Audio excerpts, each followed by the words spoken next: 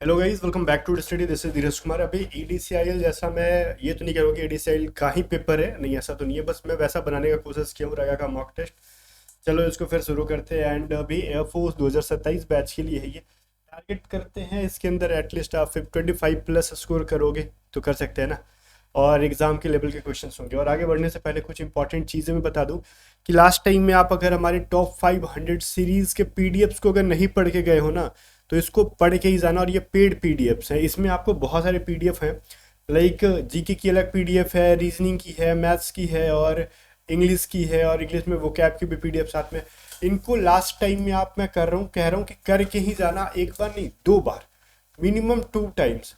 और आप एग्जाम देखना 100% आपका क्रैक होगा अगर आपने कॉन्सेप्ट पढ़ रखा है तो। इन पीडीएफ से आपके मार्क्स बूस्ट होने वाले हैं। हम आ जाते हैं, एक बार बता देता हूँ 2 मिनट के अंदर क्या क्या चीज़ें।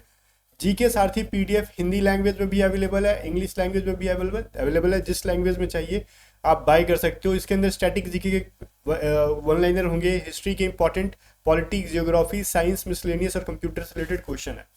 अब व्हाट्सअप करके ये बाय करना होगा आपको, और व्हाट्सअप पे ही पीडीएफ सेंड कर दी जाएगी। और देखो, इंग्लिश की 2 पीडीएफ है।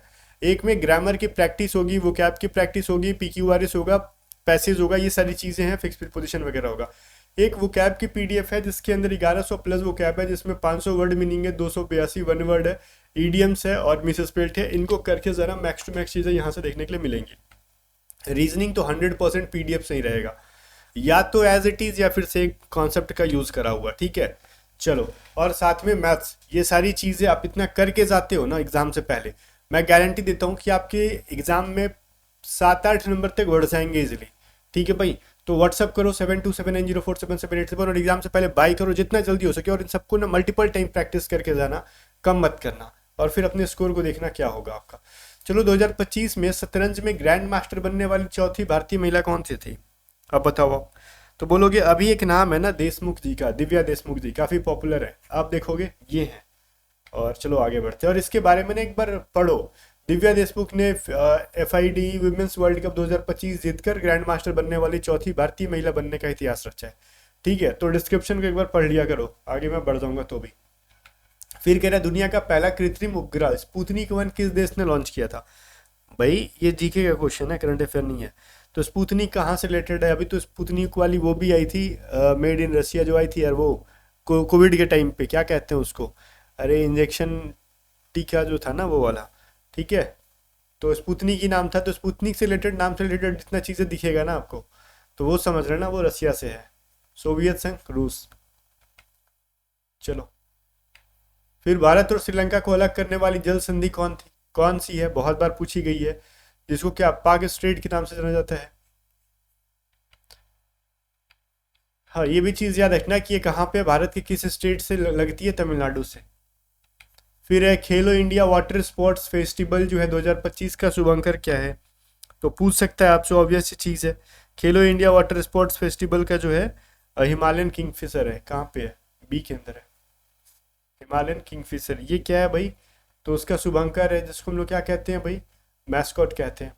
ये भी चीज़ें आपसे पूछा जा सकता है।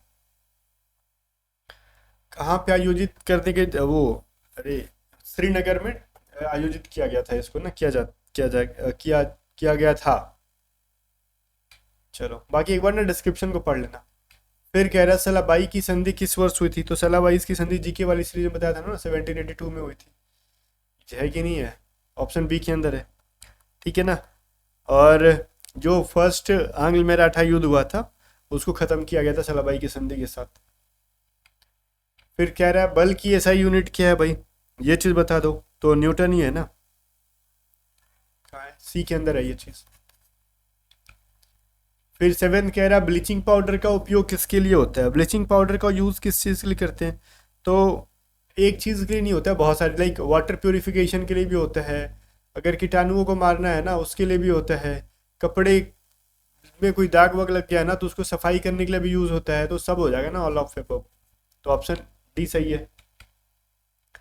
फिर अब फाइल को अस्थायी रूप से हटाने का शॉर्टकट क्या? मान लो कोई चीज़ डिलीट करते हो तो वो कहाँ जाएगा? आपका रिसाइकल बिन में जाएगा, बट इस तरीके से डिलीट करो कि वो रिसाइकल बिन में जाए ही नहीं, परमानेंटली डिलीट हो जाए। तो शिफ्ट बटन दबा के डिलीट बटन, लाइक कोई फोल्डर है उसको सिलेक्ट कर लो और शिफ्ट बटन दबाओ कीबोर्ड में और DEL करके एक बटन होता है ना डिलीट, उसको दबाओगे तो ये परमानेंटली डिलीट हो जाएगा, आपके रिसाइकल बिन में नहीं जाएगा। सो चलो आगे बढ़ते हैं।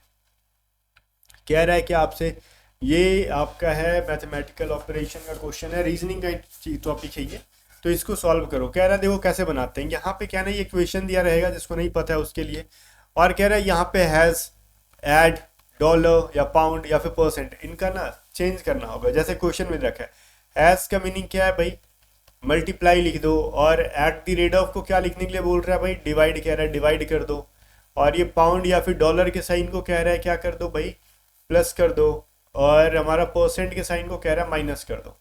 ठीक है, और यही हम हैज की जगह पे क्या करेंगे, क्या था, मल्टीप्लाई था ना 2, और ऐड की जगह पे डिवाइड कर दो, फिर 2 है, और फिर पाउंड की जगह पे प्लस कर दो, फिर 18 है और परसेंट की जगह पे माइनस कर दो, देन सॉल्व करो। तो ये तो कट के 1 मिलेगा, तो 18 प्लस 18 माइनस 18, तो दो चीज़ें कट गई, सो क्या मिलेगी, सिर्फ और सिर्फ मिलेगी या फिर मिलेगा 18 ही मिलेगा।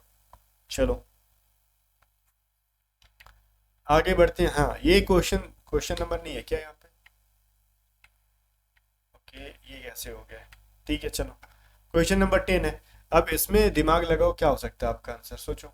ऑनेस्टली बताना इस क्वेश्चन को कितने लोगों ने अपने दम पर बना लिया, बिकॉज ये डिफिकल्ट लेवल का क्वेश्चन है, इजी नहीं है। ठीक है 99% लोगों से शायद ये ना बने।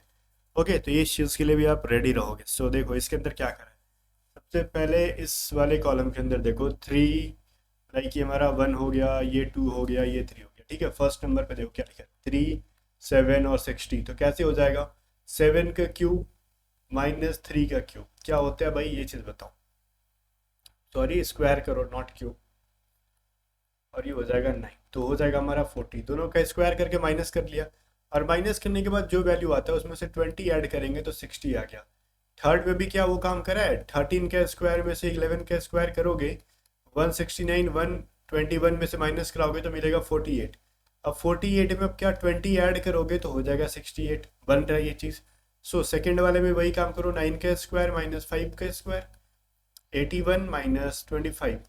अब जो वैल्यू आएगी उसमें क्या करोगे आप, माइनस कर लोगे, सॉरी प्लस कर लोगे। ठीक है लाइक 56 में आप 20 ऐड कर लोगे 76 मिल जाएगा, तो डी वाला हो गया, इजी सा कॉन्सेप्ट था। आगे देखो क्या कह रहा है, दी गई आकृति में ना त्रिभुज लैपटॉप को आकृति में त्रिभुज लैपटॉप को दर्शाते हैं, मतलब ये ट्रायंगल जो है ये लैपटॉप है, जो ये रेक्टेंगल है आयत जो है वो टैबलेट है, और क्या कह रहा है मोबाइल को कौन, सर्कल मोबाइल को। ठीक है और जो स्क्वायर है ये आपका लैंडलाइन है। ठीक है तो निम्नलिखित में से कौन सी संख्या लैपटॉप, टैबलेट, मोबाइल और लैंडलाइन, मतलब कौन सा नंबर है जो सबके अंदर आ रहा है, सोचो ये 9, 7, 1, 2, 6, 3 ऐसा कौन सा है, तो ये 1 है ना जो सारे फिगर के अंदर आ रहा है, तो ऑप्शन क्या हो जाएगा, 1 हो जाएगा भाई। आगे देखते हैं, कह रहा है NPRGHITVX, तो फिर वॉट वाले चिन्ह पे क्या हो जाएगा, तो वीडियो को रोक के आप इसको सॉल्व करना एक बार। लाइक देखो NPRGHITVX, तो आगे क्या हो जाएगा, N होता है हमारा कितने नंबर पे, ये चीज़ बताओ, बोलोगे 18 नंबर पे होता है। ठीक है N 18 नंबर पे होता है, नहीं, कितने नंबर पे होता है, 14 नंबर पे होता है। P कितने नंबर पे होता है, 16 नंबर पे होता है। 18 नंबर पे R होता है।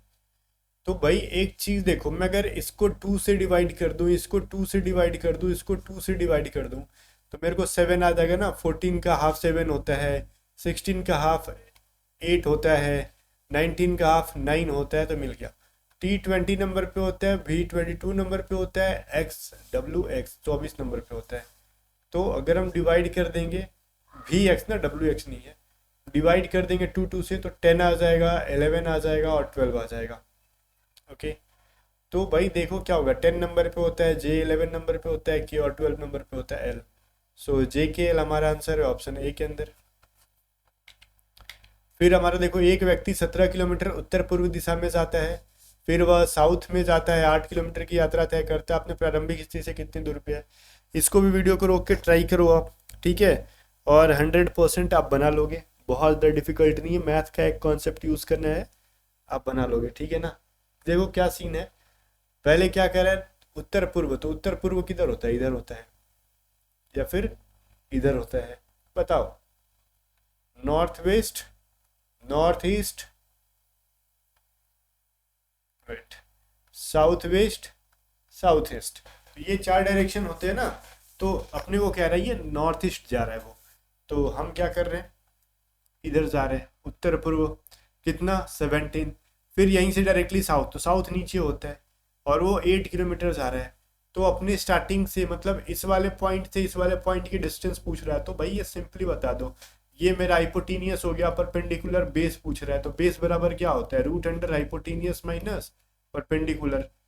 ठीक है, तो आप 17 का स्क्वायर कर दो, फिर 8 का स्क्वायर माइनस कर लो, 289 माइनस 64, तो क्या हो जाएगा भाई, 125 होने वाला है क्या आपका, सॉरी 225 होने वाला है क्या आपका।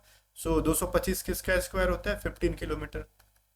ऑप्शन सी हमारा सही आंसर है। ठीक है ना, चलो फिर आगे बढ़ते हैं।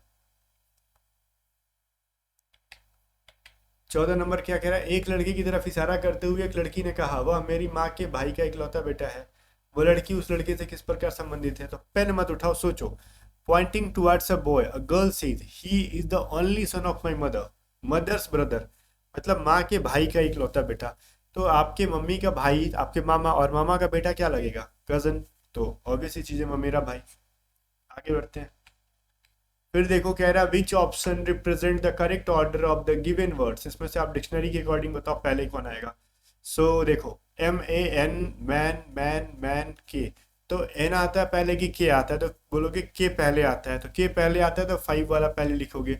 अब ये सब में से देख लो, तो मैनेजमेंट में है ना MANA है, और सब में देखो एन के बाद यू है, एन है, के आता है, तो ए पहले आता है, सो 5 4 पहले आ जाएगा, 5 भी हो गया 4 भी हो गया। बाकी उन तीनों में देख लो के, एन और यू में पहले क्या आता है, तो बोलोगे पहले के आता है ना, तो 5 4 1 वाला हो जाएगा, तो 5 4 1 वाला हमारे सी के अंदर है, 2 3 लिख दो, फिर उसके बाद आएगा। सिंपल सा कॉन्सेप्ट था।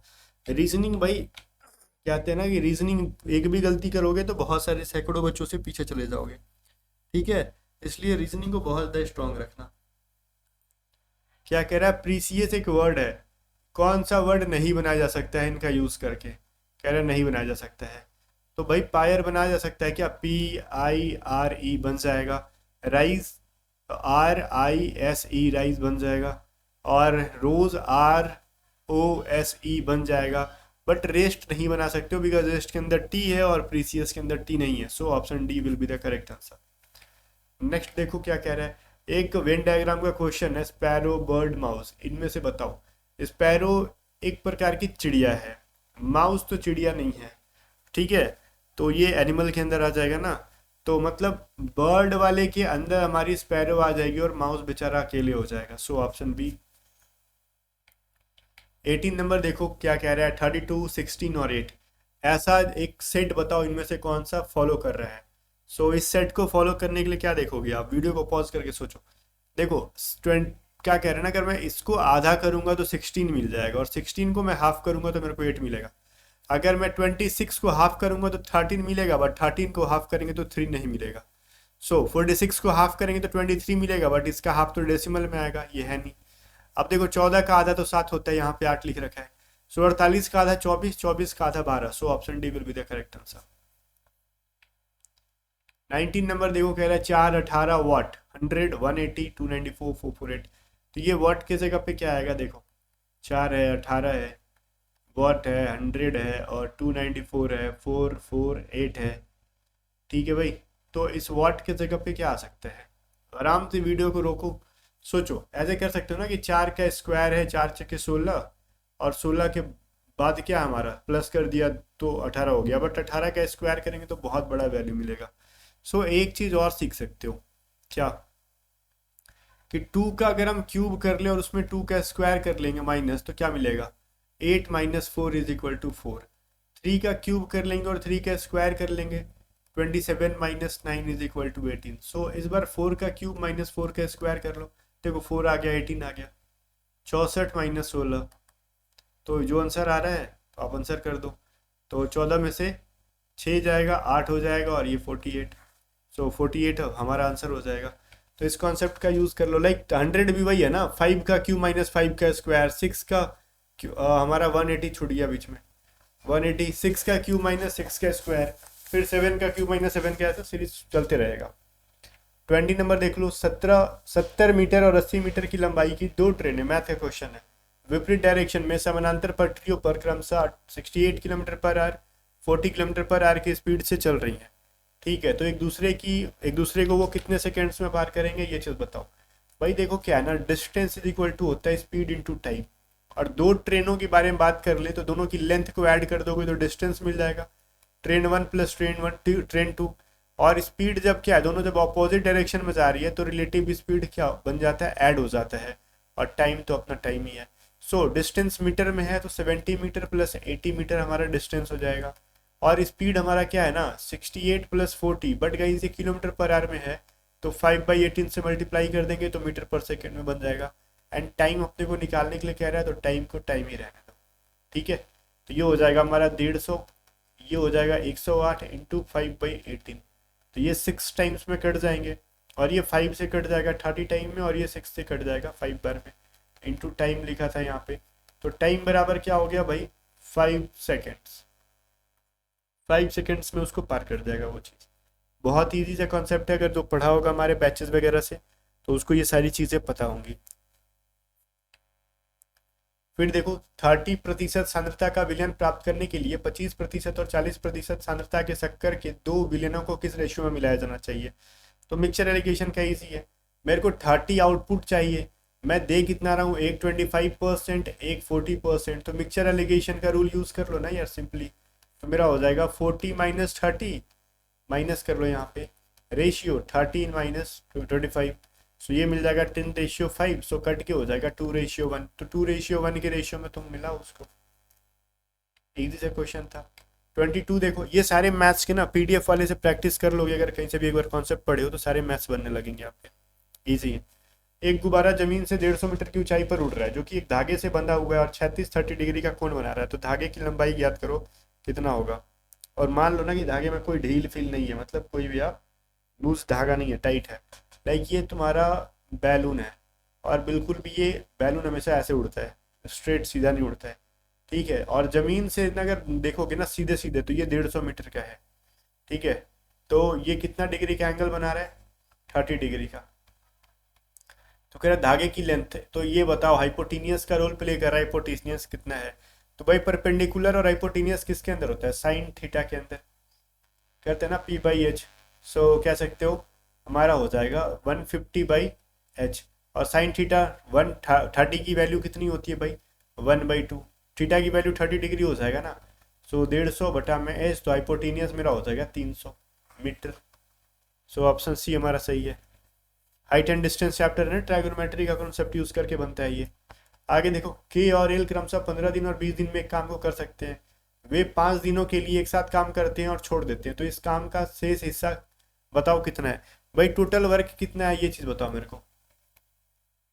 तो टोटल वर्क निकालते हैं LCM of day 1 into day 2, तो डे 1 और डे 2, तो 15-20 का एलसीएम निकालोगे 60 मिलेगा, 60 वर्क है मेरे पास टोटल। ठीक है, तो के ने कितना काम कर लिया, तो 60 काम में से वो पूरा काम 15 दिन में कर सकता है, तो एक दिन में वो कितना काम करेगा, 4 वर्क करेगा 1 डे के अंदर। एल एक दिन के लिए एक दिन के अंदर कितना काम करेगा, 60/2, 3 वर्क करेगा। तो के ने टोटल कितना काम कर लिया 5 डेज के अंदर, भाई एक दिन में 4 काम करता है तो 5 दिन में कितने काम कर लेगा, 20 वर्क। और एल जो एक दिन में 3 काम करता है, 5 दिन में कितने काम करेगा, 15 वर्क। तो मतलब टोटल 35 वर्क जो है ना वो कंप्लीट हो चुका है। तो रिमेनिंग कितना है मेरे को ये बताओ आप। तो बोलोगे कुछ नहीं यार, टोटल 60 काम था, 35 खत्म हो गया है, तो रिमेनिंग 60 में से 35 घटा लोगे, तुम्हारा 25 बचेगा। तो यही चीज़ है ना, जो था हमने ये तो इजीली निकाल लिया। तो कह सकते हो टोटल जो है कितना हिस्सा है ना, तो 25/60। ठीक है, ऐसा क्यों हमने किया, क्योंकि 60 कह रहा है कितना हिस्सा बाकी है, तो 60 का 25 हिस्सा बाकी है, तो 5 के टेबल से कटाओगे 5/12 आ जाएगा। है कि नहीं इजी, मेरे को ये बता दो option.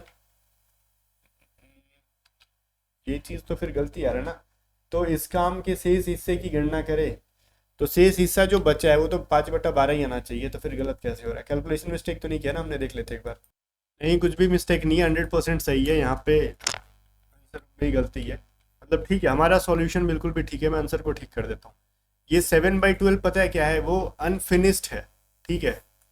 Unfinished work, sorry finished work है, मतलब 7/12 काम फिनिश्ड हो चुका है, ठीक है। सो ऑप्शन बी हमारा सही है, मैंने इसको ठीक कर दिया।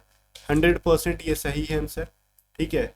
और तो सही है, ये 7/12 आएगा अगर ये रहता ना कि calculate the finished portion of the work, इस काम के पूरे हुए हिस्से, जितना काम कंप्लीट हो गया वो हिस्सा 7/12 है। सो हमने इसको करेक्ट कर दिया। वही मैं सोचूं कि इसका मिस्टेक कैसे हो गया इतना इजी क्वेश्चन का।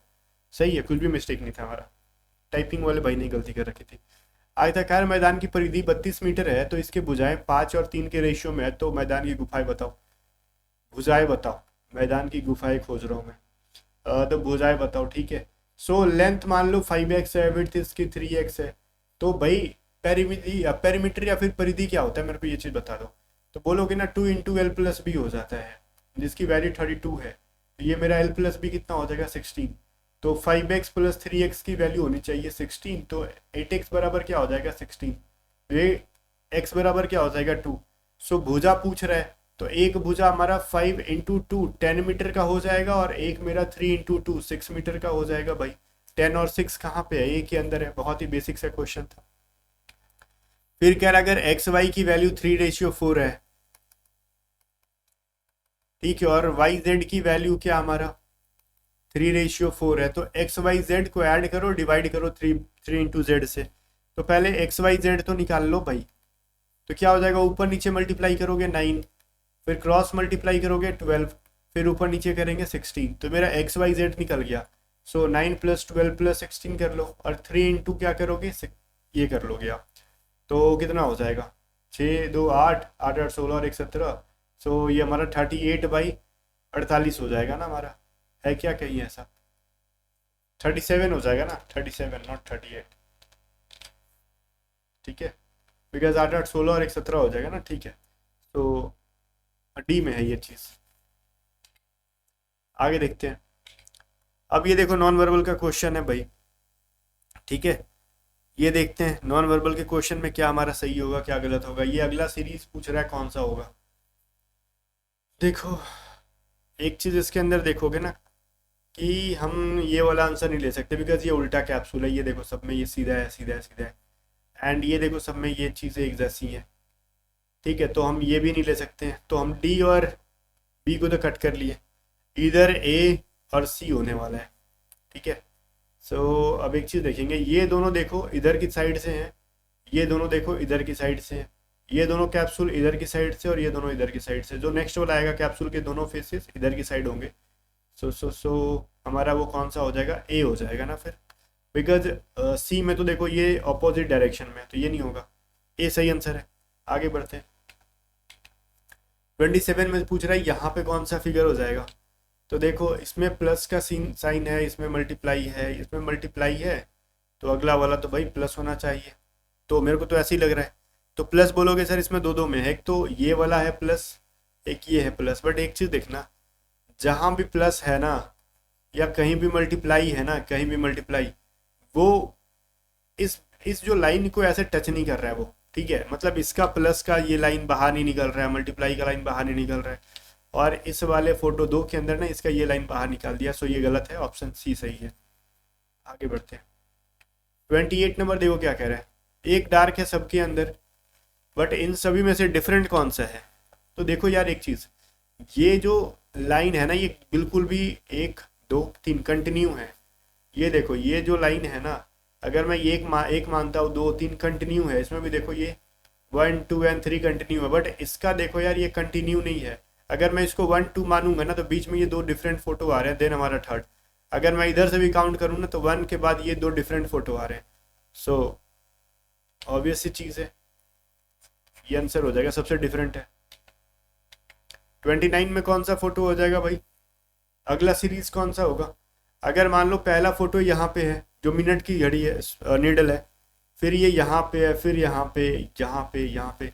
सो कितने डिग्री का एंगल बना रहा है भाई? क्लॉकवाइज चल रहा है ये, तो पहले मान लो यहाँ था ना, तो यहाँ से यहाँ आने में इसको लाइक अगर कोई फिगर यहाँ है उसको यहाँ लाने में कितना टाइम लगेगा, 90 + 45 दैट विल बी 35, मतलब क्लॉकवाइज कितना चल रहा है 135, तो मिनट का क्लॉकवाइज चल रहा है 135, तो इस मिनट के एंगल को मैं क्लॉकवाइज ले जाऊंगा अगर ऐसे 135, तो 90 डिग्री यहाँ आएगा और 45 यहाँ।